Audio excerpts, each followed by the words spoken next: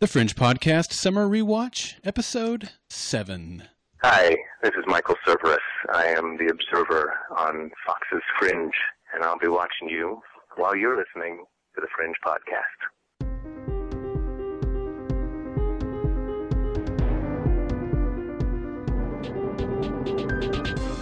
Web hosting for the Fringe Podcast is provided by HostGator.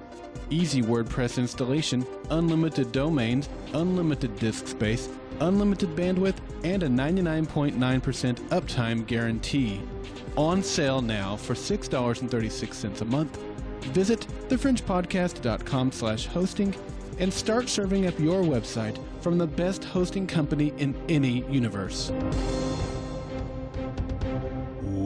Welcome back to the Fringe Podcast Summer Rewatch Extravaganza.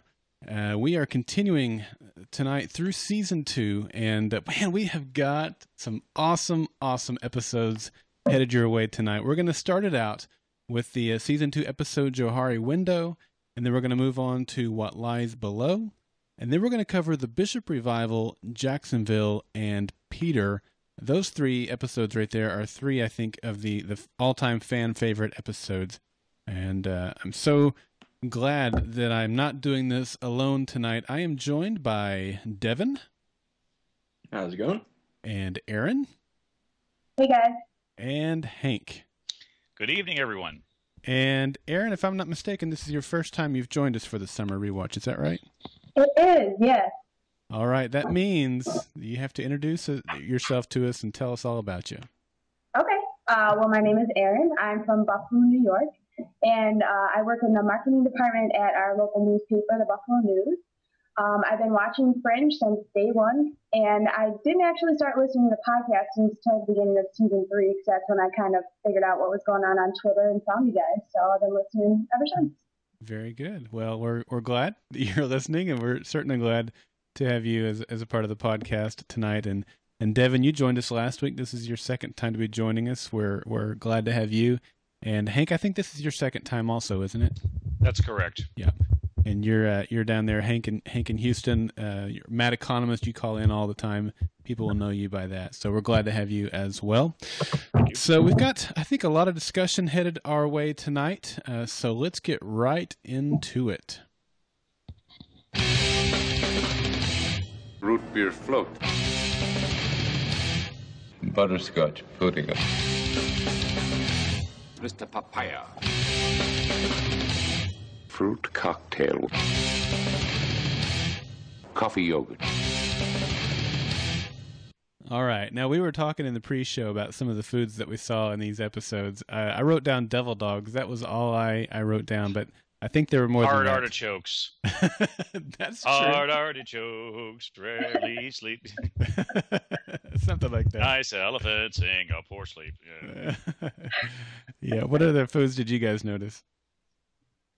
I think that was it for this episode for me, anyway. Okay. Yeah. Yeah, I don't. FYI, those devil dogs look like what are called Suzy Q's from Hostess or devil twins from Little Debbie. Okay. Yeah, I'm not familiar with devil dogs, and that maybe it's something we don't have here in Oklahoma. We do have some of those other ones that you mentioned there. So let me give the synopsis. Once again, as always, these come from our friends over at fringepedia.net. An unexplained attack by disfigured humans leads the team to a small town in upstate New York to follow leads surrounding the bizarre case. Certain that these disfigured people have managed to hide themselves for a while, and that they will do just about anything to keep it that way, the investigation turns to Walter's past. This episode was written by Josh Singer and directed by Joe Chappelle. All right, Erin, as our newbie, that means you get first dibs. Take it away. Oh, no. Okay. We throw you right into the fire here. Sorry. Right? Like, just ready to go. Yeah. Well, I guess when I was watching these episodes, and when I've been watching all of them, I've first and foremost been trying to make connections, especially to Season 4, but to, episodes later on in the series as well. So obviously this was a reference, or was referenced in Welcome to Westfield. So that was interesting to watch it again, having seen that later episode. Yeah. Other than that, I kind of went, well, when I was watching it again, I actually looked up what the Johari Window was. And the definition is actually a cognitive psychological tool to help people better understand their relationships and interpersonal communication skills, helping you and those around you better see who you really are. And I thought throughout this episode, we kind of continued to get glimpses into who all of these characters really were. We got to see more background on them, find out who they were. Olivia, when she was talking with Peter about the first man she had ever killed, Walter, especially when he kind of at the end really started to take responsibility for past actions and was trying to right some wrongs. So I thought that was interesting how those all related to the episode itself. Yeah, good stuff. That's really good. I didn't really think about all those little things that you just mentioned there, the way the characters started to develop, and particularly with Peter. Although I was surprised when Peter mentioned that, or at least acted like this was the first person he killed. I was kind of under the assumption that he had killed somebody at least once before. Yeah, during his scam artist times. Yeah, you're right. Yeah, about exactly. that. Yeah. Yeah, you could see it on his face too when she had mentioned that. Like I definitely got the feeling that he had killed somebody prior to that. So. Yeah, I wouldn't be surprised at all. Yeah. Hank, what about you? What were your thoughts on this episode? Me? Yeah. Oh, okay. I just want to talk out of turn here. Well, one of the things I did look at, and one of the things that came up was the fact that there's about 56 different adjectives you have to write about yourself. Somebody who's a peer of yours will write about how they see you, and there's a few others, including one where basically either you perceive or other people perceive. And I just thought it was very interesting because it deals with others' perception of yourself versus your perception. And after Walter was talking to Peter and Olivia, he said, "I'm glad you choose to see me the way you do." Yeah. I thought that was a nice little segue to that psychological test. I'd also noticed a nickname for Astrid, Asterisk, he called her. And Walter was, of course, very naughty. He did the exact opposite of what Peter told him to do. That's right, he did. Very, very, very amusing there. One other segue to the fourth season and also first season I noticed was the foreheads. They looked a lot like the foreheads on the porcupine, ape, flying monster man. On the mutated folks. Though I also took it as a little bit of a reference to the Elephant Man, Project Elephant. Yeah, that's what I took it. Also Leatherface, and this is one of those episodes that has strong X-Files feel, and there was an episode called Home that dealt with some inbred, nasty-looking creatures in Deliverance. They even talked about Deliverance in the episode, Yes. so they had a lot of these creepy episode. That was. Yeah, well, that's the thing. This is kind of like the episode Home of X-Files in a way, but there's a little bit better explanation. It's less gross than that episode of X-Files was. Yeah. But overall, though, you saw everybody gel as a team. You've seen kind of certain patterns that have started to emerge, repeat themselves. A lot of these things here, the perception issue, the hum, if you will, was changing everybody's perceptions of the people around them. And Johari Window psychological test deals with self versus others' perception of you. And so this whole perception thing kind of is echoing throughout the whole episode. Yeah. I kind of also liked how there were a few different references to Oz, flying monkeys and stuff like that. And in a way, it's kind of like the whole town of Edina was the man behind the curtain, and they ended up being revealed to be something different than what they actually were. I like that. I had the Cowardly Lion written down in my notes. And now in the last few weeks, we've had Project Tin Man. We had the Scarecrow out in the field there in the Night of Desirable Objects, which is also another episode we talked about, reminded us of the X-Files episode Home. And now we've got the Cowardly Lion here. And Peter mentioned flying monkeys. And then in Jacksonville, we're going to see a Yellow Brick Road. So a lot of Wizard of Oz tie-ins coming in this season of episodes. Right. All right. Anything else from you there, Hank? No, that's what I wanted to say. All right, Devin, what about you? I really, really, really like this episode. I tend to like the small town episodes because it's a nice contrast to, New York, Manhattan, Boston. It's nice just to have like a small town because it kind of almost brings us in closer to the characters too. Yeah. So you get to learn more about, what makes the characters tick and everything. And again, like Erin mentioned, nice kind of reflection, I guess you could call it, into season 4 with Welcome to Westfield. It just has a really similar feel, and I like how they kind of set that up this time. And then one thing I liked, this kind of made it feel a bit like a season 1 episode to me, which I really liked, is that, again, it ties into Walter's past experiments. And we hadn't had that in quite a while, so it was nice to see something Walter was researching and experimenting on in the episode again, because we hadn't seen that for a while. And then also right now I'm going through a rewatch of Lost. I'm currently on season 3, and especially the intro of this episode almost made me feel like season 2 of Lost when the others were being introduced, because there are these weird barbaric people with guns that would just terrorize innocent people, and this almost had that kind of feel to it when they're introducing the citizens of Edina in the beginning of the episode, attacking people. So I was kind of smiling watching them, like, oh, look at that. And then I really liked at the very end of the episode the moment between Broyles and Walter. When Walter's just trying to defend the people, and it's nice because you get to see that Walter's mentality behind things has changed. You know, he truly has become a better person, and he's like, no, I don't want these people experimented on. And Broyles, he thinks Broyles is going to shut him down, but Broyles is like, well, if you don't find anything, there's nothing to report. Hint, hint, wink, wink. Wink, wink, wink. Yeah, exactly. I'm glad he was willing to cover it up. It shows Broyles saw the need to do so, and he wasn't going to, you know, if it ain't broke, don't fix it, right? Right. Exactly. Yeah. So that's about it. Okay. Yeah. You guys hit on a lot of the things that I was going to hit on, so I won't hit on those much. But I did love the whole perspective here. I took this whole episode as a good lesson in perspective, and both inwardly and the way people see us, or the way that we look at people and make a snap judgment on them. Based on outward appearance alone. You know, Shallow Hal's a good movie that kind of carries that same principle along with it, and so it's good to kind of get reminded every once in a while to not to judge a book by its cover, I guess you could say. So I really liked that theme. The one kind of ongoing theme, a couple of I found in this episode. One would be that these people were really just like everybody else, just slightly different.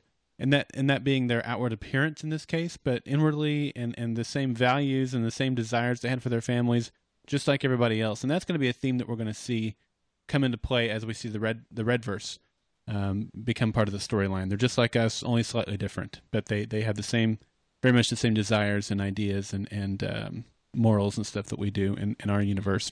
The other thing I would say is this was another story of what would you do for someone you love in two ways. One was these townfolk were really willing to kill cops and even federal agents to protect those that they love.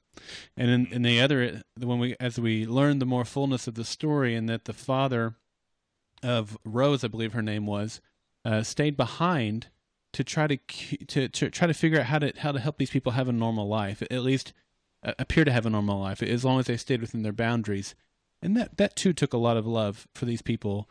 And even for his own daughters, we learned, that she had been subjected to it as well, and he gave up really any sense of normalcy he had physically to sacrifice all that for those that he loved. So those were two elements or two ways that those themes kind of carried forth in this episode.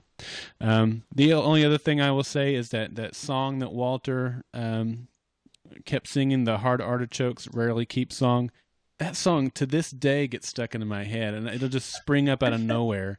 And I'm like, da, da, da, da, da. Like, oh, that stupid French song, Walter's song it's works. Actually from the opera Carmen, It is, yeah. It's one of the processions in Carmen. It was also in an episode of Gilligan's Island where they were trying to do a musical for Hamlet. Oh, I didn't know that. Yeah, neither a borrower nor a lender be, do not forget, stay out of debt. So I've now got another song to sing to that. See, it just sticks in your head. That's effective, I guess. Yep. So, all right, any other thoughts on Johari Window? Nope. I'm good. All right. The glyphs in this episode spelled mutate. Obviously easy to see how that ties in. And our clue for the next episode, as they were looking through some of the storage boxes, one of them was labeled Magellan Files. And now as we get into what lies below, there's a scene at the beginning of the episode where Astrid and Walter are at the Science Museum, for the Children's Museum, whatever, and he's telling them about these explorations of these people who traveled around the world with Magellan, and so that tied in with the story that he was telling there to actually terrify the children. So that gets us right into what lies below. The synopsis. It revokes my membership. How could they? That was pretty good there, Hank. A man enters a Boston business, collapses, and erupts blood. The team arrives and discovers an exotic virus is spreading. The CDC quarantines the building to eradicate the pathogen, trapping Peter and Olivia with the exposed office employees. Walter, Broyles, and Astrid frantically search for a solution to the life-threatening circumstances. This episode was written by Jeff Vlaming and directed by Darren Serafian. Sorry if I butchered that. All right, Hank, take it away. Okay, well, this is a very interesting episode. First of all, food references in the fridge: diet soda, relish, yogurt, string cheese, and horseradish. And who knew horseradish had curative properties? No kidding. I found several things interesting in here. Of course, the ongoing concern for bioterrorism, which has kind of showed up a few more times in Fringe before and also later on as well. I found it interesting that the name of the company, Vitus Petroleum, Vitus comes from the Latin vitae, which means a short rundown of someone's life, like a curriculum vitae, for example. Also, I found it kind of interesting that the fellow that did CPR on the fellow with the bloody nose performed an improper version of it. You're not supposed to do the breathing in the mouth anymore with CPR, actually. They actually updated it where you just do chest compressions only, unless you have like some kind of a mouth guard to use or something like that. I found it kind of odd. Yeah. Let's see here. Found it very interesting that they had Jeff Pearson playing the representative from the CDC. Jeff Pearson has actually played special agents. He's played a president, a vice president.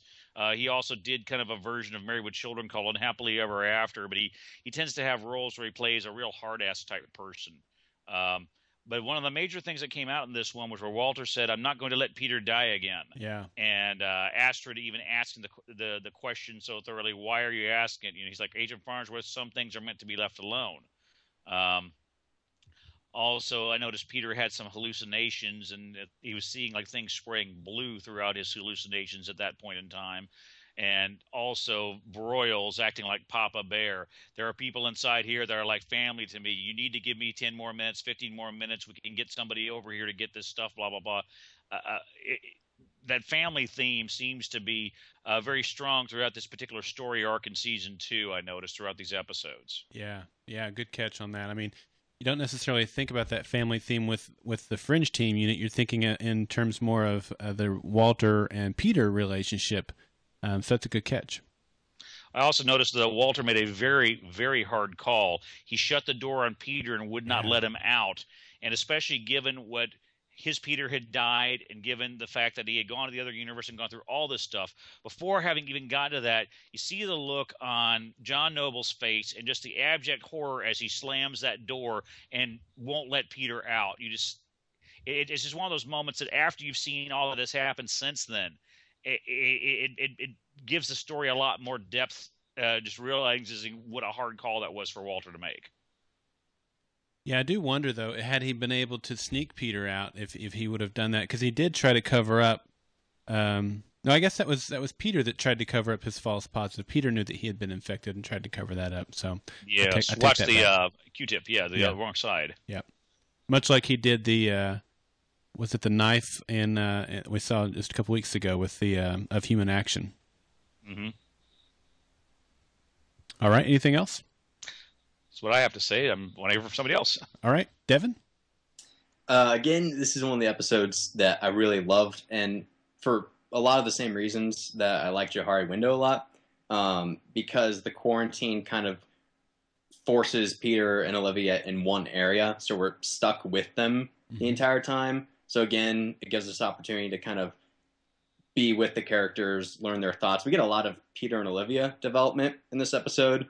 The romance growing, which I'm not sure if I liked that or not, but it was there in the episode. Yeah. There was a quote that I think Walter said that I really, really liked. Is I think it was at the beginning when he was in the museum talking to the kids, and he said, when you open new doors, there's a price to pay. Yeah. And yeah, that's a pretty obvious connection to the series as a whole. Actually, we actually get to see that later, of course, but I just really liked how he throws that in there because it's so true in so many ways. I mean, not just like the, Peters from the other universe type of storyline, but also just, if you look through most of the episodes in Fringe, it's like, okay, this is something that shouldn't have been tampered with. But since it was, all hell's going to break loose. Right, exactly. So it's nice because it's a series theme, a season theme, and an episode theme. Yeah, it was so cool too because Astrid is there in that scene, and she doesn't fully grasp the fullness of that quote like the audience does. So it was really cool. Like he could throw that out there and not really be playing his cards, except for those on the other side of the TV screen that know what cards he has in his hand. Exactly. Also, I was wondering, like, if, obviously the virus takes over people to get them to do what the virus wants them to do. Yeah. So I'm wondering if the virus just has at its disposal what the people that's infecting has at its disposal. Because the reason I'm saying this, Peter, it's almost as if Peter's skills as this, renegade, rebellious kind of dude back in his past came back to get him, because he knows sleight of hand, knows how to fool people. And so when he swaps the Q-tip over and he walks out, it's kind of like his old self from before season 1's kind of coming back. So that just an interesting note there. And then lastly, I'm a sucker for music, like a lot. All right. And just the score at the end of the episode where they begin to gas the building is just awesome. Like I really, really love the music there. Chris Tilton is a genius. Yeah.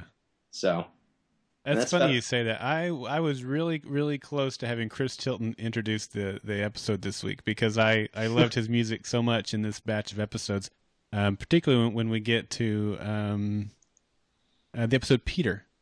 And there's some great scores in that one. And I went ahead and had Servers introduce it today because we have the great Observer scenes that are also coming up in Peter. But I was trying to decide between those two. I'm glad to hear you enjoyed the music as much as I did too. I mean, he does a great job.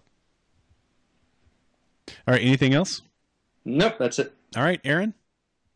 I pretty much just saw everything that Hank and Devynn saw, but the only thing I would say is in trying to make connections to future episodes and future seasons, I saw the virus in this episode kind of acting in a similar way that the fungus did in Alone in the World, or Gus, I guess Walter named it. Just that Gus was able to think and feel, and this virus kind of acted in the same way.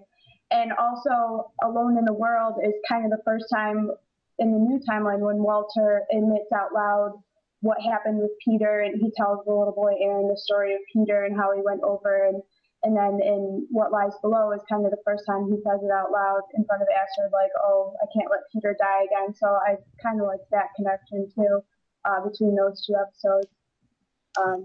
But yeah, other than that, pretty much just what everyone else is already saying. So. Yeah, that's an excellent connection. I don't think I ever would have thought of that. The only other things I had was, thinking back into that mentality we had when we first saw these episodes. Here we have now Astrid knows that something's up with Peter. She doesn't know the full story, of course. And it was just that I remember thinking, good night, how long are they going to string this out? Are we going to have to every week a new character know? I was just, it's nice when you see the episodes back to back to back to back, like we're doing all of these episodes. Just by the very nature of it, you're not having to string it out weeks at a time. It doesn't seem nearly as bad. And don't get me wrong, I still think they strung it out longer than they needed to. But, that just kind of trying to remember where I was mentally as I watched these episodes a week at a time, a couple of years ago. And so now Astrid knows. And so we're getting it one layer at a time revealed to finally the climax, I guess. And the other thing that struck me here was that Peter got the illness and Olivia did not. And obviously we know that Peter dies from a virus. We'll get to that when we get to the Peter episode. But I kind of think it also revealed that Peter probably has a weaker immune system. He's more susceptible to this sort of thing, where Olivia is always the strong one. She's very resilient, and so she didn't become infected by this. Now, it's not quite that simple. I mean, they weren't the only two that were either infected or not infected, but as kind of a litmus test or whatever you want to say, I thought it was kind of interesting that Peter, being weaker, came down with the virus where Olivia did not. So for whatever that's worth. Well, Olivia's always the strong woman, and we very rarely see her break down except under really extreme circumstances. Right. And even after her mind has been tooled around with so much in so many ways, she just keeps getting back up and fighting back. That just seems to be just kind of her characteristic, is her strength, you know? Exactly. Yep. All right, the glyphs in this episode spelled window. Making sure I'm looking at the right one. Yeah. And the clue on this one, the courier that came into the building that ended up being the second one to die, he had I don't know if it was a patch or an emblem on his backpack, and it was the World Tolerance Initiative, which was something that we saw in the next episode, The Bishop Revival. The synopsis of this is: wedding guests suffocate, and the team investigates how the toxin was delivered and targeted. The wedding ceremony may be another testing ground for weaponized fringe science. Walter believes the formula links to a branch in the Bishop family tree. The threat of more deadly attacks and family ties to the case mobilizes the division. This was written by Robert Chiappetta and Glenn Whitman and directed by Adam Davidson. All right, Devin, you are up. Sweet. I really like when Fringe messes around with like going against just traditional filming styles. So when they change things up or try different things, I really like it. So, I know in horror movies, directors usually like to take a handheld camera and do it that way. And so I kind of like, the wedding video documentation with the handheld camera at the beginning. Just kind of like makes it feel more like one of those indie horror movies, which is kind of cool. Just stylistically, I liked it. Okay. Now this whole realm of potential Nazi fringe science is something that I find very intriguing, and this whole episode is an area of the fringe mythology that I would like to delve deeper into. Okay. I know they haven't, and they probably won't have time before the series is up, but this is a whole area that I'd just like to know way more about. For example, Robert Bishop, season 1, we had Mosley, I think his name was, Yep. Tell Peter that his grandfather was a great man, and it's a shame he didn't get to meet him. We hear something along similar lines this episode. I think Walter was the one who said, Walter's like, oh, your grandpa was a great guy. And so I'd like to know way more about Robert Bishop. And I know the showrunners said that they might get around to it. I don't know if they will, but it's just intriguing to me. Why is he such a great man, and what does he have to do with the series so far? Also, one of my big questions about this episode is I'm assuming he's a Nazi, the main antagonist. Why didn't he age? His DNA said he was over 100 years old, and the picture of Robert Bishop had the same guy over his shoulder. He didn't look any older. Right. So does this guy have ties to the Observers, or did he just develop technology to help him stop aging? I mean, what's going on there? Isn't that I want to know more about? Right. And then, again, just with the whole German 1940s feel, we got a couple more shout-outs to this in the finale of season 4. Uncle Heinrich. Yeah. And just I think somebody in one of the previous podcasts mentions the gun that was used to kill Olivia. Right. Was like an old World War II style gun. So I'm just wondering like how much of this we're going to get, and looking forward to it if they get around to it. But that's it. Yeah, I'm grinning from ear to ear as you're saying all this, because you just barfed up all of my thoughts as well. I'm so intrigued by this storyline and the comics, the comics that we got. I'm looking across the room because that's where they're sitting, where I'm at, and that we got in the first season also had Nazi tie-ins and Nazi storylines. And William and Walter actually went back in time and ended up in Germany, we're tooling around with their French science. Exactly. Hitler to the dinosaur era. Yeah, exactly. So I'll talk more about this at the end of our podcast. But next week we're going to Comic-Con, and we will actually get the opportunity to ask questions of the Fringe cast, and J.H. Wyman will be there. And I'm going to at least ask him one question about this same line of thought that you've been talking about, Devin, because I'm intrigued by it too. I want to know: are we going to get back to this stuff, or when you think about what the Nazis were trying to do, create this perfect race and eliminate those that weren't, and you look at the observers and they're all identical, it kind of makes me wonder if the observers are tied in somehow, in some way to these Nazis and their background. And I don't know. I want to know. I'm very intrigued by this stuff too.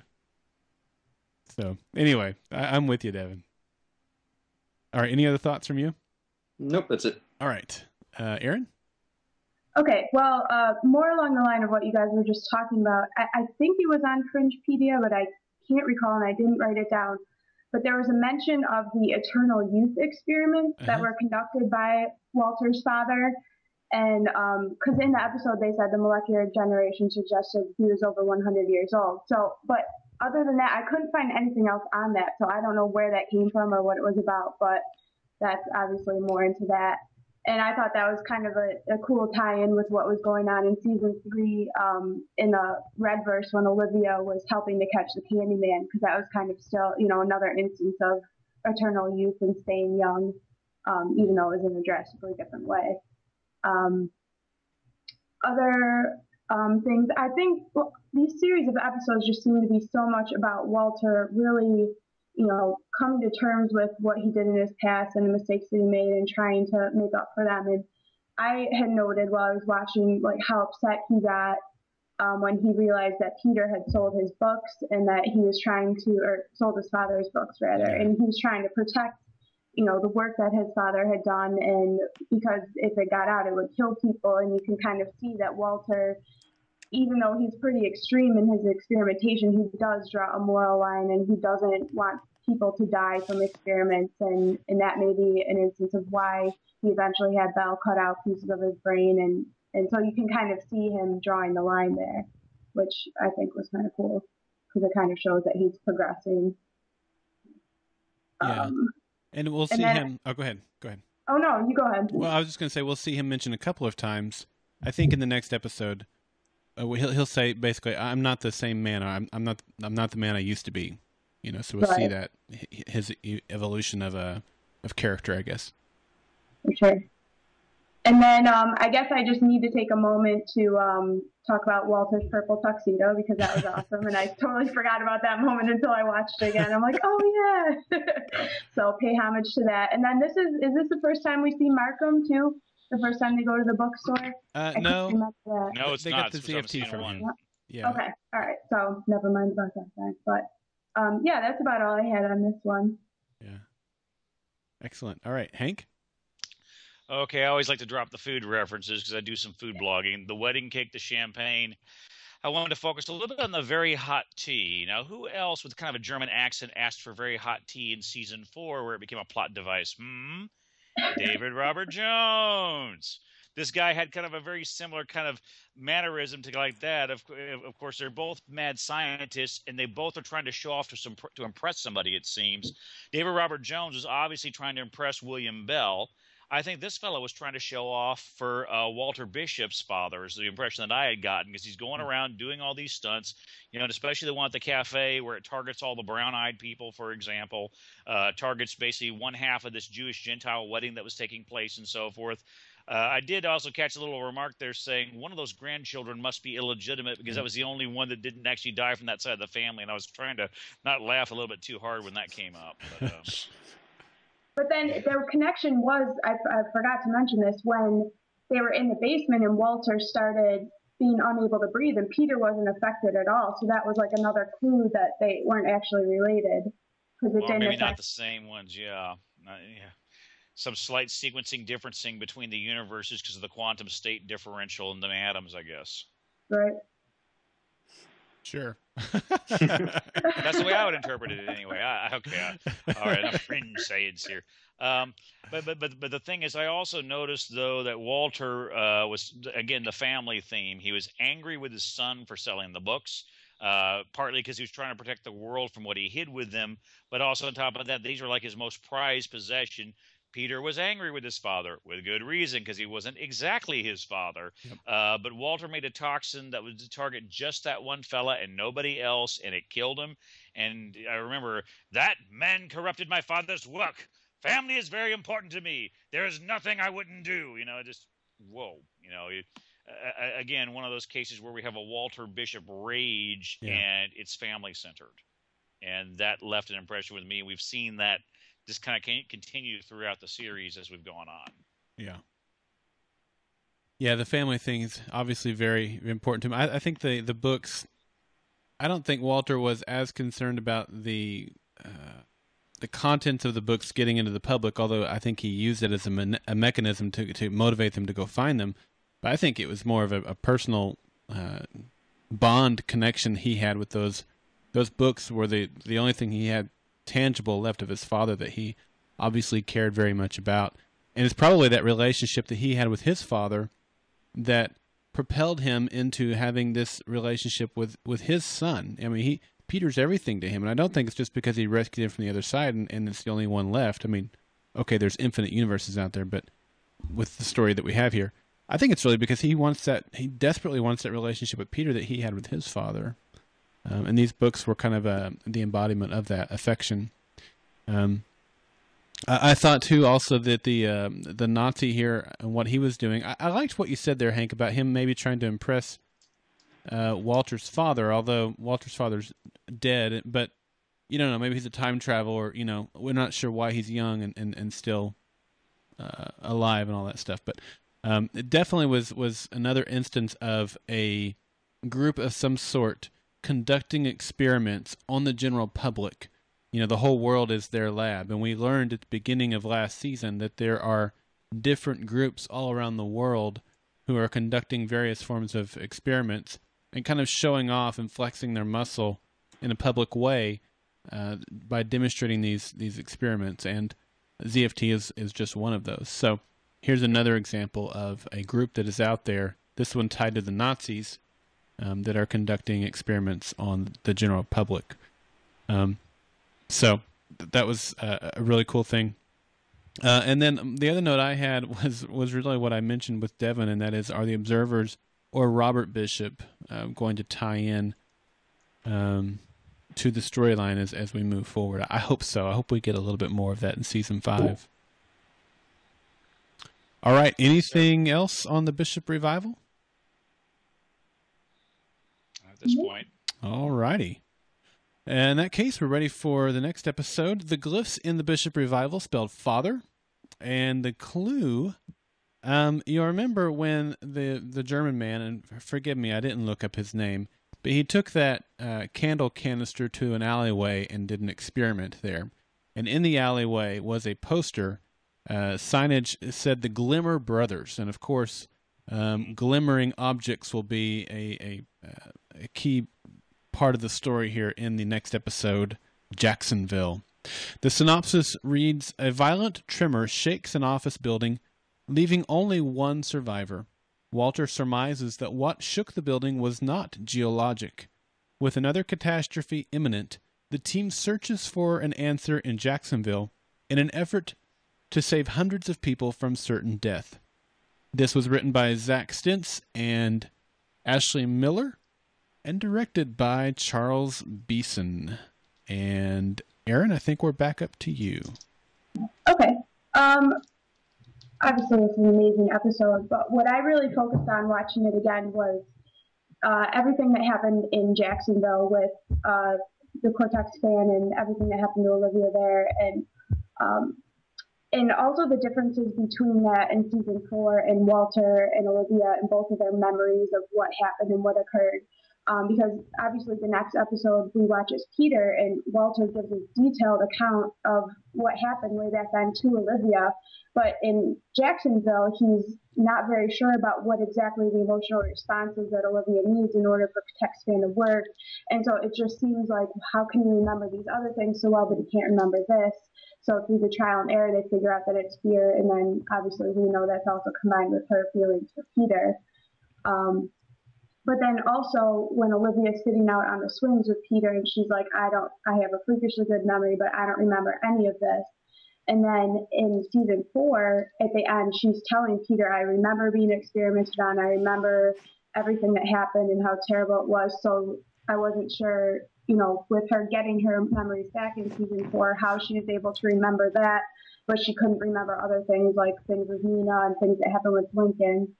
And I also kind of liked in Jacksonville, she was sitting in the room where she had started the fire. She's alone, scared in the corner, and then Peter comes in. So it kind of shows that when she was a child, she was alone, but now she's not anymore. And they reference that again at the end of season 4 as well. So those were just kind of a few of the connections that I made there. Yeah, good stuff. All right, Hank? Okay. Another interesting episode here. We, of course, catching up with our reference to Jacksonville that we'd had about some of the tests that were done and so forth. This episode was one of the ones that kind of caught my attention because I'm a big fan of alternative history, science fiction. And for me, one of the things I always want to figure out, kind of like Agent Lee, is where is the point of departure? And we see Manhattan spelled with one T, for example, coffee shortages, coffee and whiskey being our main foods here. And we see what happens when the universes overlap, kind of like what happened with Welcome to Westfield. Also, I remember the earthquakes being caused by the Cortexa kids in season 4, and we have this quantum tectonic event in the tremors in New York that were going on. Continuing on, though, with even when I rewatch this episode, I'm always trying to figure out where can there be a point of departure. Like Nixon is on the silver dollar, not Eisenhower. Maybe Nixon got elected in 1960 instead of Eisenhower as president. Double-decker cars we've never seen, though, in the other universe, and I wonder why not. The car with the CD player. Always, this is one of those things that kind of catches my attention because I graduated high school in 1986, and that prank took place in 1986 with the cars and so forth. The glimmer, the combination. But when we really start to see here some of the issues that have happened here with Olivia, her stepfather, the testing, and especially we see her anger that she reacts to towards Walter in this episode. Because this is somebody she's basically extended a lot of trust to and so forth. And somehow that whole experience she had with the treatments was somehow or another blocked out of her memory, maybe for the sake of survival or something else like that. I always remember acute feelings would activate the ability. The scene in the forest, like Hansel and Gretel, almost seeing her younger self, and we see the roaring in the wings of the flying porcupine ape man again somehow, but we don't get a look at him. But there's that monster there. The butterflies show up a lot in that episode too. I kind of wish Nina had been in that building that got sucked into the other verse, though. At that point, I was not too thrilled with Nina at the time. Excuse me there. But there was also a bunch of Raiders of the Lost Ark references that I actually hadn't catched the last 2 times I watched it because they were talking about the Raiders of the Lost Ark where they're having to put equal weights. He's like, I would not have used that illusion, but yes, the equal weights in Raiders of the Lost Ark. And the scene where the maitre d' and Olivia are running out of the restaurant just as being sucked into that wormhole, somehow or another gave me a little bit of that feeling of running from the giant boulder in Raiders of the Lost Ark, or Temple of Doom. Just kind of that same deal. Just like the only thing that was missing there was I hate snakes. But I also noticed Walter, and again, I didn't realize just how much Walter was trying to push Olivia and Peter together in these early seasons. Because when she said they're going to go out for drinks, he's like, ew, a date? And he's like, no, we're going for drinks because that's what people do sometimes. And then, of course, she sees the glimmer, and that's when, oh boy, everything just kind of drops. It hits the fan, so to speak. Yeah.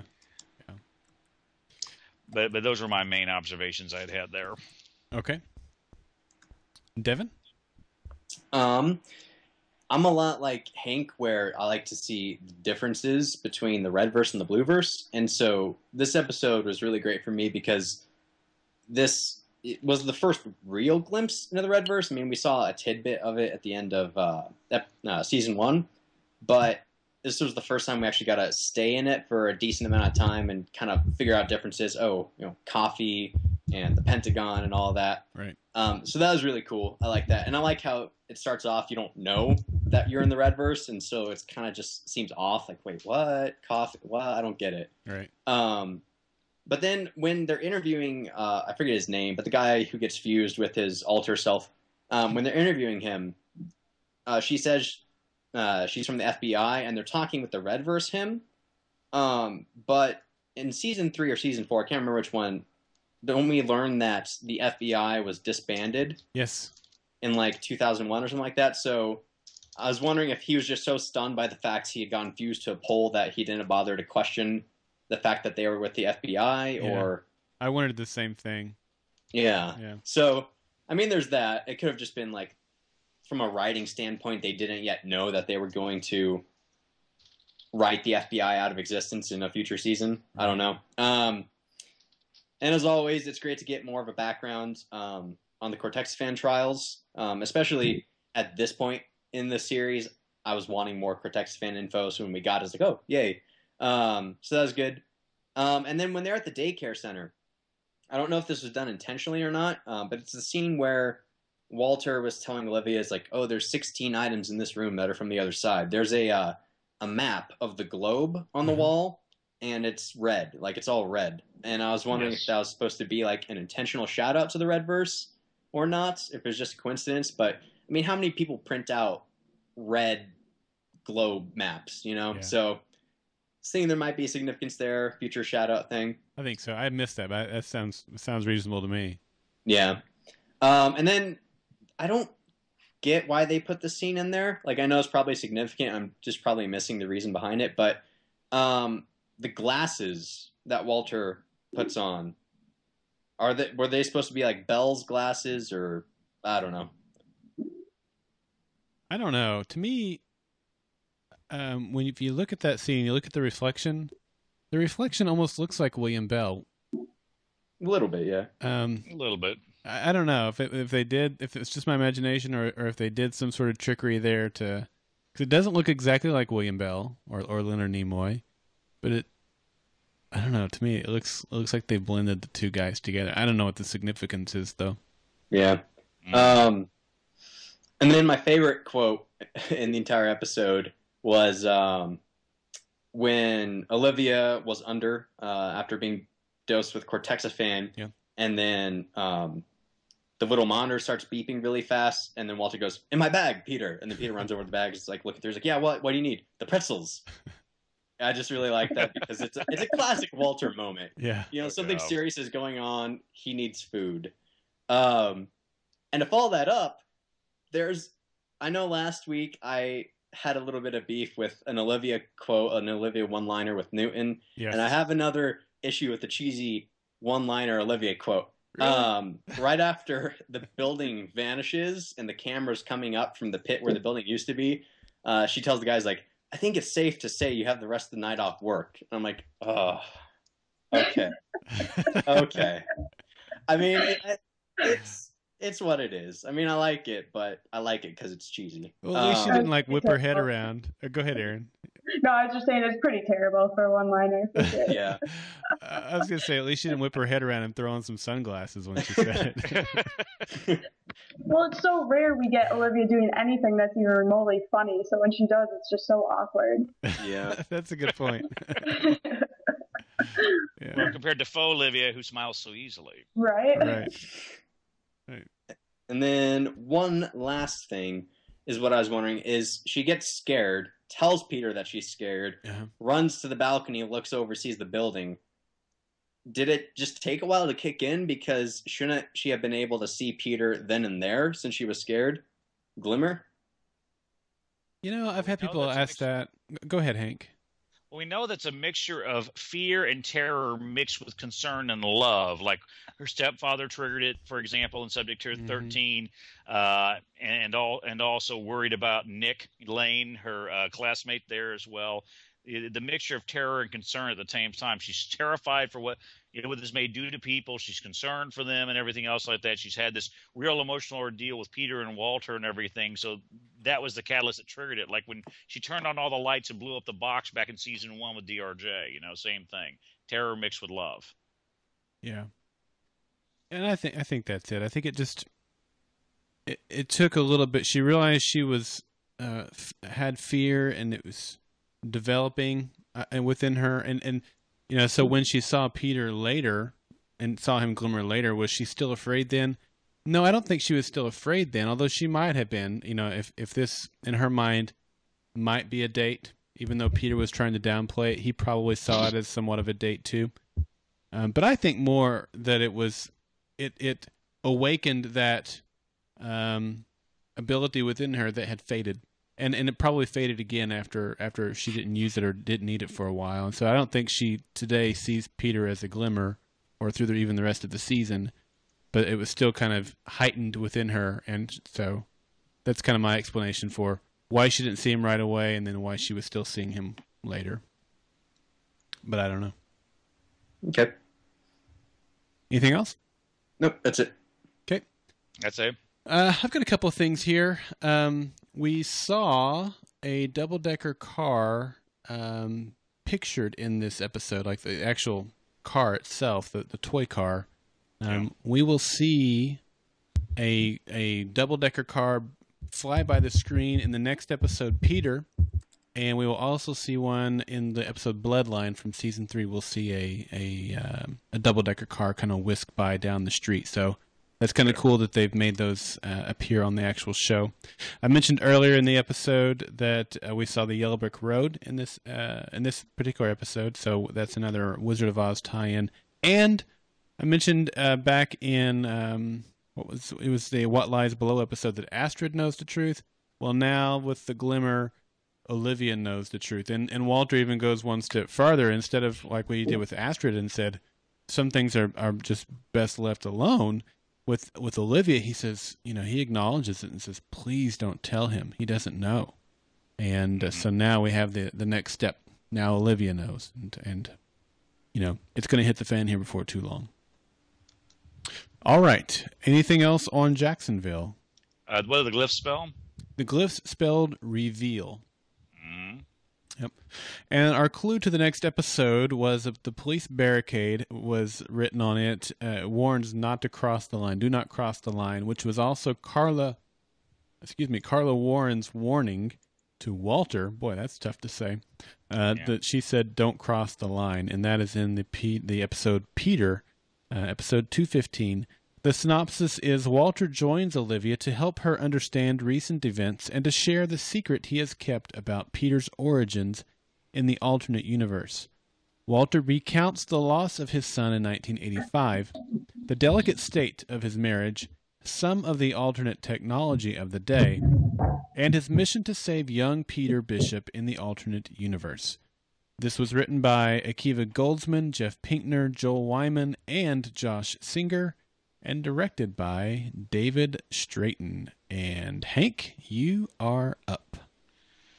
Well, as we talked about before the show began, this is an episode that has a lot of strong personal things for me, just as a father with a son who had gone through some major health issues when he was younger. I made the usual food references, whiskey and Slurpees, with the observers, drinking that. A lot of personal stuff was brought out this episode. It was 1985. I took a date to see Back to the Future. I was a junior and then a senior in high school in 85.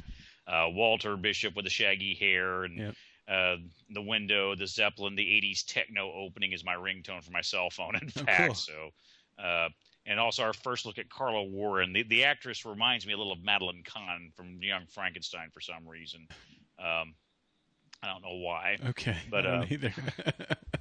But I also remember Walter showing the window, Olivia hitting the sauce. The fact that we have this sense that there's a reckoning that's about to happen. This foreboding sense of a reckoning here. Walter's desire to change the world, Peter's illness, how he used the window to find a cure. A number of those things just kind of hit me, but the thing for me personally that was the strongest impact was the fact that my son Jason, who's now 7.5, was born about 7 weeks premature. And when I saw all those scenes where they showed young Peter, who was a lot older, very ill, bedridden, hanging on to life, it reminds me of those first 3 or 4 weeks that my son was in the neonatal intensive care unit, or NICU, over at Southwest Memorial Hospital. He was small, he was thin, he was very frail looking, although he was long. This is supposed to have been a healthy full-term baby, and you see him looking shriveled up like Yoda and hanging on to life, needing a breathing tube and a feeding tube. And that first week after he was born, it could have gone either way. And I was spending a lot of time praying. And I was having to wrestle between just basically trying to have some faith in medical science and faith in the Almighty at the same time, trying to get through to that. And when I saw what Walter Bishop was going through and how Walternate in his own way was pouring himself into his work 24/7, trying to come up with the cure for his son. And then ultimately when we see Peter die, we see him hugging his father after talking, saying he's so tired, and then that arm falls. And we see the funeral, and then we see the observer distracting Walternate enough for him to not see that he found the cure, that the chemical hadn't stabilized. And what Walter basically very recklessly decides to do, he's at first saying, I'm going to go over there, I'm going to cure this boy, I don't want to see him die again. And then Nina's interruption, and she loses an arm, and Walter falls, and the cure vial is broken, and he has to bring the other Peter back over. And all these things that happen, just that gut-wrenching loss, and the intervention of the observer, and how he manages to cure Peter but opens up Pandora's box in the worst way. But knowing where I was with my son those first few weeks in the NICU and just how we went through all this, if I had access to the kind of technology that Walter had, you know, if there was something that I could do that could have prevented my son from being born premature, you know, that could make sure he would survive, I don't think I could have done any differently than Walter Bishop did. I don't see myself doing any differently.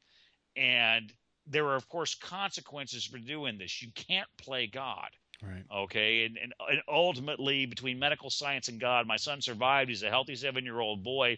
He plays chess, and he always refers to the bishops on his chessboard as Walter and Peter. But you know, just seeing just the gut-wrenching loss there, and then what happened later on in Subject 13 with Walternate and the global search and all the theories he's going through to try to find a way to recover Peter. You see this father-son just love, this bond that is there, you know, for both Walter and Walternate with Peter, and just this whole family theme is where it just comes to a full head here. It's just one of those things that I can't escape, and just sticks with me harder than anything else in this episode. What would you do for your child if your child was dying, or if you had access to an alternate universe and your child was dead and they were alive over there? What would you do? You know, and as a parent, if any of y'all have kids, you understand what I'm talking about. Yeah. That's all I have to share. Yeah, that's a great story, Hank. Thank you for sharing that. It's a personal story, and it means a lot, and that's powerful. We're glad to hear your son is healthy, and it's a great episode. I was touched again as I'm watching this episode, and Walter's embracing Peter, and his arm falls, just like you mentioned. It was powerful. It moved me again, and it was just, John Noble does such an amazing job with his character, whether it's the moments where he's called on to be funny or crazy or emotional. He does an amazing job and pulls the audience into whichever scene it is, whatever's called for in that scene. He does such an amazing job at it. And this episode was great. It gave us so many answers. I don't want to take up too much time. I'd like you guys to go first, so I'm going to go ahead and pass it over to Devin. Alrighty. This episode is perhaps my favorite in maybe the entire series, just because it takes this moment that is so vitally important to the entire series. Yeah. And you already know what happens, but you get to journey along with Walter in his mindset, and then even though you know what happens, it doesn't exactly happen the way you thought it was going to. Exactly. Because going into it, I'm just like, okay, Walter was so distraught over the loss of his son that he couldn't bear to be without his son, so he went and he stole the other Peter. That's what I thought. And then you get to this episode and you find out, holy crap, that's totally not right. You know, I mean, he was just going to bring the cure over there, cure that Peter, and then leave. That was his sole intention, and if that was all that would have happened, it would have been great. Things would have been dandy. There would not be the mass chaos that is known as the television show Fringe. But, you know, things happened. The Observer was kind of klutzy, ruined things, and changed that all up. But it's great to see that Walter's motives weren't exactly what we thought they were. Yeah. And it kind of brings back, like I was saying last week, that morally gray zone. You know, like, I don't think Walter was necessarily in the wrong, nor was he exactly in the right. And especially later in Subject 13, when we get to see how that impacts Walternate, and how that kind of, you know, gives Walternate more of a human side. Yeah. Just Absolutely. seeing, cause it's, I mean, like when we meet Walternate, I'm like, holy crap, that guy is a complete jerk. And then when we get to see how traumatically that affected him, I'm like, okay, well, that totally makes sense now, because that is his son. Yeah.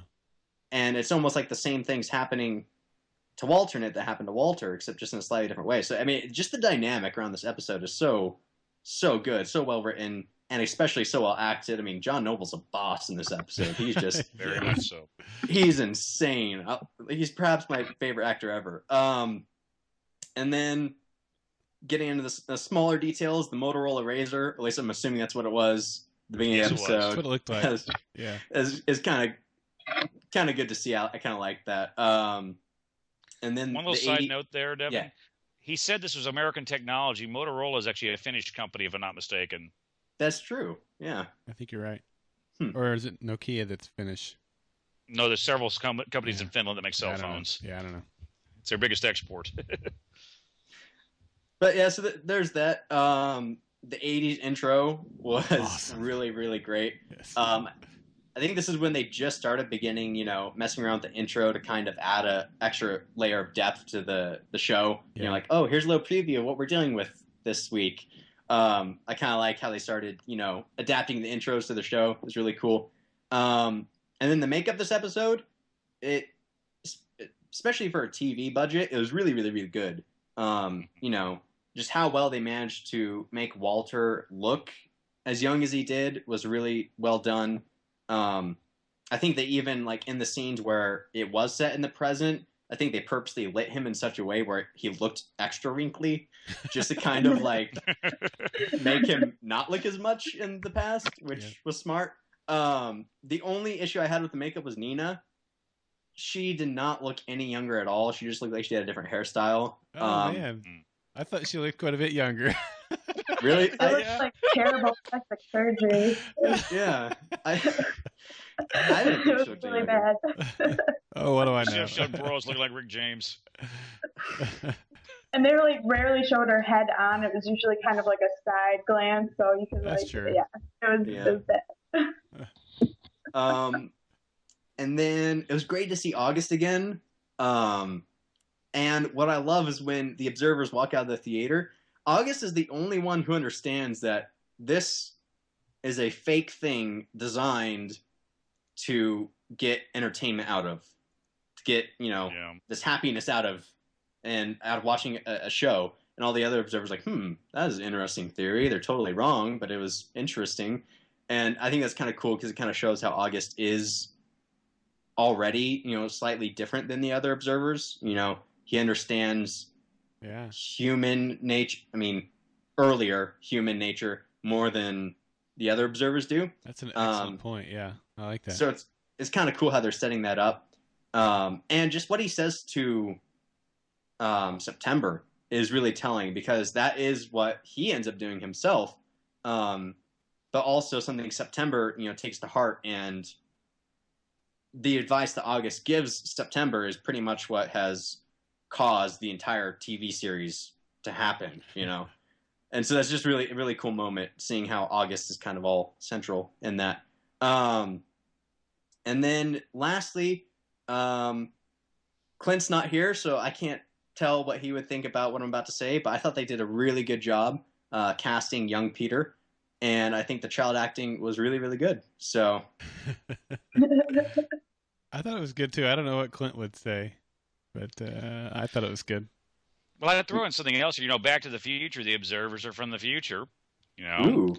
And also remember at the end of the first Back to the Future, where we're going, we won't need roads. Where we're going, we don't need a car. Just saying. Yeah, and true. Also, with Back to the Future, you're getting themes of what you do affects the timeline, and or has a ripple effect on things, and certainly that's what we see here when Walter crossed over and took Peter, even if his intentions weren't bad, it still had a ripple effect on everything else. Well, that's kind of like when they come out of the movie theater and September tells them this, August almost sounds surprised. She's like, you have changed the future. Yeah. You have created a new timeline of events. And he sounds like shocked and surprised. And I'm wondering, like, is that general kind of intervention going to have any play in season 5 at all? So It very well may. I mean, the observers are going to be a part of season 5. I mean, if you've seen any of the promotional materials they're already putting out there. Oh yeah, the posters. Yeah. Oh man. Yeah. Oh yes. Yeah, totally awesome. So yeah, I think it's very possible. Anything else, Devin? Nope. All right, Erin? Well, along the lines of what Devin was just saying, the one note that I had made was when they come out of the theater, August says, you've changed the future, you've created a new set of probabilities. And September says the moment was significant. And then August says, or I'm not sure if it was August or the other observer, they say the boy is significant. And my question still is, why was he originally significant? Is that something that's been answered yet? Not to my knowledge, but I'm wondering, before he even had Walter had even taken him to the other side, he was considered significant. And that's what I'm wondering why. So that was like one note that I had made. The other was when Walter was in the lab with Carla, she quoted Oppenheimer. She said, I become death, destroyer of worlds. And obviously we see that again in season 3 with Walternate and Brandon. And it was just interesting to see the two Walters and both, having reasons to cross over to the other universe to do something that's going to drastically alter a different universe. But they had very different reasons for doing it. So, even though their thought processes are different, they still end up making the same decision in the end. So I kind of like that parallel. Yeah. But other than that, pretty much just what everyone else says. So. Let's not forget also the God and science debate there. You remember how Bell at the end of season 4 said, I am, whereas like Walter said in this episode, there's only room for one God in this lab and it's not yours. Right. And it's like, well, whose God are you talking about? Are you talking about William Bell? Are you talking about yourself? What are you talking about there, Walter? Just that kind of popped into my head there. Yeah, and Walter had a quote in this episode when he's arguing with Nina, and he says all William Bell ever cared about was finding a way to increase the power and the wealth and the legend of William Bell. And if that's true, which I think it was, that goes hand in hand with what we saw of William Bell in season 4. Mm-hmm. Very true. And to Erin's question earlier about why is Peter important, I'd like to get that spelled out a little bit more clearly. I mean, right now I'm kind of connecting some dots that I'm not sure connect the way that I've got them connected. But the way I've got them connected right now is in my mind, Peter and Olivia have to have a child, and it has to be this other Olivia. Remember, it couldn't be faux Olivia. Mm-hmm. And that child is Ella, and Etta. Sorry, and I'm thinking that Etta's going to be the one that's going to stop the observers. And if these batch of observers are the good guys, then it's important for them and their agenda to make this happen, and that Peter would have to live in order to make Etta come to be. But like I said, I don't know if those dots belong together or not. But that's kind of the way I've connected them. Well, that actually makes some sense there, Daryl. I think I may have said this before here. You know how they talk about their coming and so forth? Uh-huh. If you take a look at how the Americas were explored, you first had explorers and people of faith come to the Americas, and typically they may have done a few things here and there, but they didn't cause a lot of trouble. But then when the government and the military from over in Europe came over to the Americas, it wiped out whole populations. these observers are maybe the scientists or the people of faith who've gone back in time to check it out. But what's coming is like the observer military and government, so forth. And those are always problematic when they come over to colonize. Yeah, that's true. Very true. I think what you're saying does make sense, though, because they set out in front of the theater that September needed to take action to restore balance. So maybe that taking action was pulling Walter and Peter out of Raiden Lake and saving their lives, like making sure that he lived, even though it was in the other universe. Yeah, makes sense. Okay. Only other thing I have, just to reiterate, the intro here was awesome. And it's funny too, because I had forgotten that the episode, like the video, whatever you want to call it, starts in 1985. I was thinking they started in 2010, which is when this was aired, and then went back to 1985. And so we see like a Greyhound bus or something go through the intersection right there, and I'm like, oh man, that's a cool old bus. And then I was like, wait a second, this was starting out in 1985. It doesn't start out and then go to 1985. So I felt like you also see the font difference hanging in the sky, and that tells you something right there. That's when I realized it. I was like, oh yeah, I'm an idiot. But I love the intro. And yeah, that's about all. I think everything else I had on my notes here, you guys have already covered. So what a great batch of episodes. This episode was great. It did help us realize what went on. I remember we questioned at the time, this is Walter's telling of what happened. Is this really what happened, or what he wants Olivia to believe happened? Looking back at it now after 4 seasons, I believe that this is what happened, or a very accurate depiction of what happened. I mean, obviously there's always 2 sides to every story, but when we look at it matched up with Subject 13 and some of the other things that we learn, pretty sure this is the way it went down, and it certainly put Walter in a different light. And as Devynn, I think it was Devynn that pointed out that it helped us understand Walternate more. It might have been Hank. Sorry, which one of you guys said that? But this is one of those really important episodes to understand the full mythology of Fringe. Yeah, it is a pivotal episode. Yeah. I really wish we'd had another 1980s episode this past season, but it looked like they weren't able to work it in this time. Yeah. Yeah, I think we're done probably. I think we're going into the future in season 5. I don't know that we'll be going back into the past, although you never know. Mm-hmm. All right, any other thoughts on any of these episodes? Nope. All right. The glyphs spelled Peters with an S, and the clue for the next episode is Olivia in the lab with the revolver, which sounds like the way you would solve the game Clue. And our episode clue for this episode, or for the next episode, was actually Clue, a movie poster of Clue outside the movie theater as the observers are coming out from seeing the Howard Stoltz version of Howard Stoltz. Is that right? No, Eric Stoltz. Thank you, Eric Stoltz. Version of Back to the Future. So there you go. All right, our schedule for next week. It is Comic-Con week, and I am so excited. I could not be more excited. They came out with the schedule this last week. They started coming out, I think, Thursday or Friday.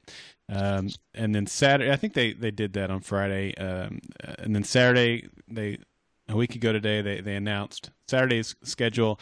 And then Sunday, a week ago tomorrow, they announced Sunday's schedule, which is the Fringe panel is on Sunday. We already knew that, but we didn't know what time. It's going to be early in the morning, 10 o'clock. In Hall H, which is the biggest room that they have there at Comic-Con. And we also learned this week that Clint and I have been invited to be a part of the press room for the Fringe press room immediately following the panel. So we will get to see the panel, and then we'll get to go, I say immediately following. There is a little bit of a break between the two, but then we'll go over to the press room and be a part of that as well.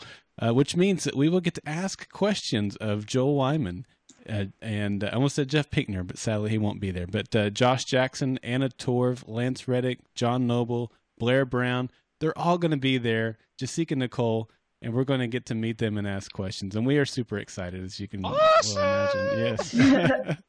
Sorry. So I will be a nervous wreck. Oh my goodness, I'll be a nervous wreck. But we want you guys to submit your questions. And so there's a blog post over at thefringepodcast.com. Let me pull it up right now so I can give you guys the title of that blog post. And it's real easy to spot there when you go over to the website.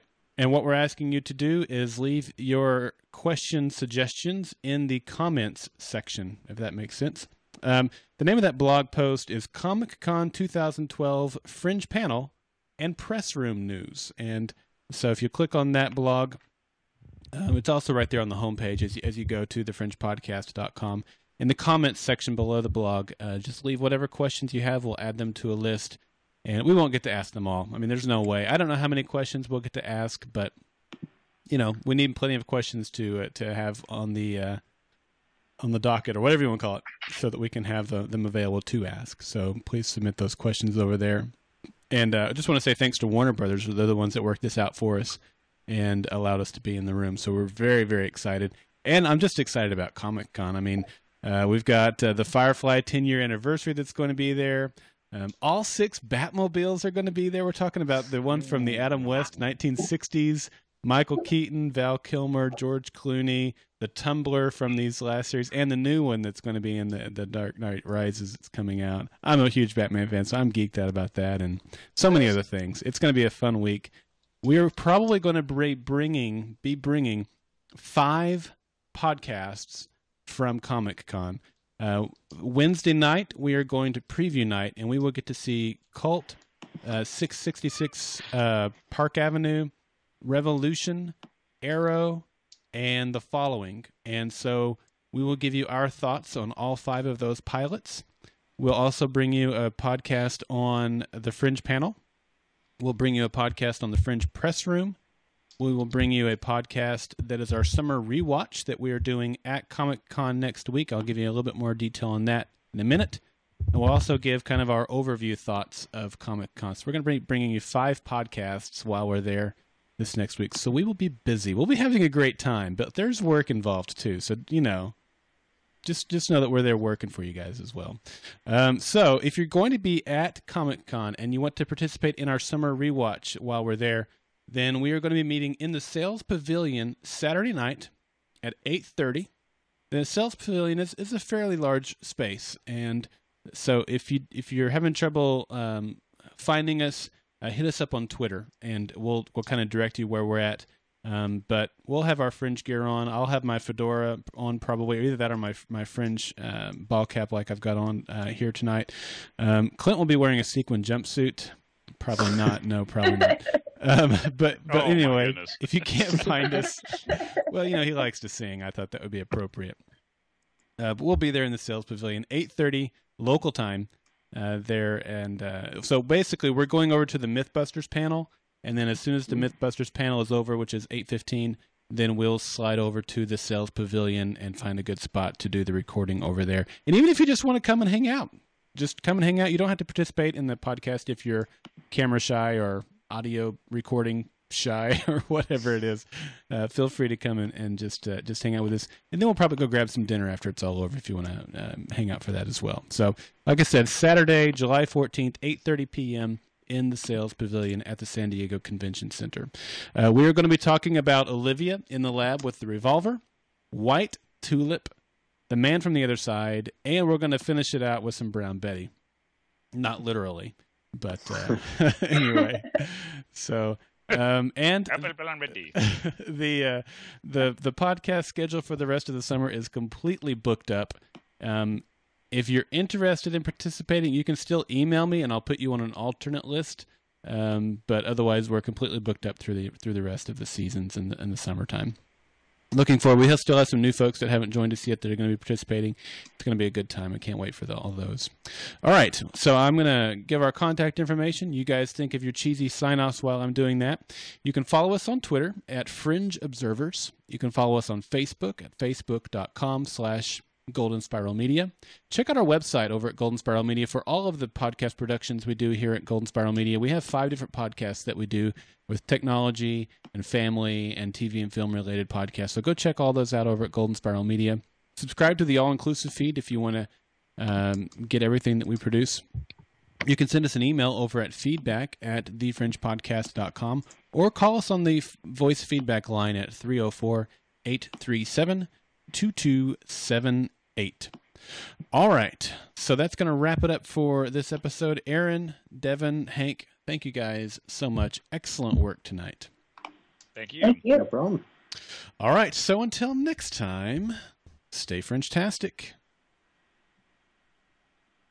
Can't wait to arrive in season 5. Momentum can be deferred, but it must always be paid back in full. Nice. And let's hope they don't fringe everything up too much for us.